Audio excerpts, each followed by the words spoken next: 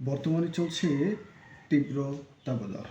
আর এই প্রচণ্ড গরমে আপনি আপনার দৈনন্দিন খাদ্য তালিকায় ডাবকে রাখতে পারেন। আমি নিজেও আজকে ডাব খাচ্ছি। এই প্রচণ্ড গরম চলছে, ডাবের পানির সাথে এইসব পুডিংগুলো, মানে ডাবের নরম অংশ, সেগুলো রূপে তুলে তারপর ডাবের পানিতে মিশিয়ে খেতে পারেন। এটা বেশ ভালো।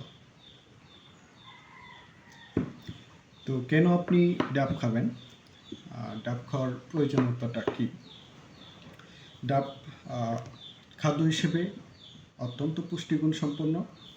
এর 95.5% মানে প্রতি 100 গ্রাম ডাবের পানিতে 95.5% থাকে পানি, অর্থাৎ আপনার কার্বোহাইড্রেট বা পানি শূন্যতার ঘাটতি পূরণ করবে।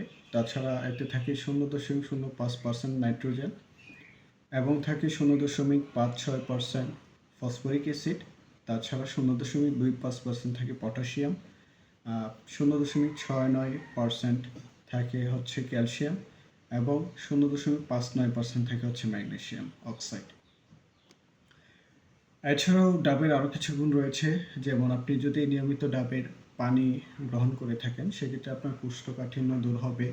পাশাপাশি ডাবের পানি আপনার ব্লাড সুগার লেভেলকে নিয়ন্ত্রণে রাখে। যারা ডায়াবেটিসে ভুগছেন তাদের ক্ষেত্রে ডাব একটি গুরুত্বপূর্ণ এবং কার্যকরী ঔষধ হিসেবে বেশ পরীক্ষিত। তাছাড়া ডাবের পানিতে আপনার রাইবোফ্লোবিন, তারপর পাইরোডক্সিন নামে উপাদান থাকে, যা আপনার শরীরের রোগ প্রতিরোধ ক্ষমতাকে বৃদ্ধি করে। এছাড়া শরীরের উপরের যে আমরা বয়সে যে ছাপ, সেটি কমাতেও কিন্তু ডাবের পানি অনেক কার্যকরী ভূমিকা রাখে। আপনি নিজেকে স্লিম, সুন্দর এবং নিজেকে সুন্দর রাখতে চান, সেক্ষেত্রে অবশ্যই ডাবের পানি পান করতে হবে।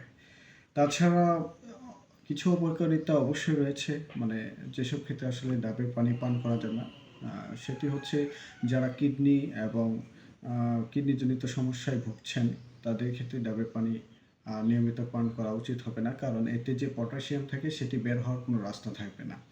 কারণ যাদের কিডনি ফেলিউর থাকে তাদের শরীরে যে পটাশিয়াম সেটি সাধারণত বের হয় না কিডনিজনিত সমস্যার কারণে। আর যারা সাধারণত ওজন কমাতে চান তারা আসলে ডাবের পানি পান করা উচিত না, কারণ ডাবের পানি সাধারণত আমাদের ওজনটাকে বৃদ্ধি করে। তো দেখা যাচ্ছে যে সব কিছু মিলিয়ে ডাবের পানির গুণগুলোই সবচেয়ে বেশি। আপনি আপনার দৈনন্দিন খাদ্য তালিকায় ডাবের পানিকে অবশ্যই রাখতে পারেন। এই যে আমি নিজেও খাচ্ছি।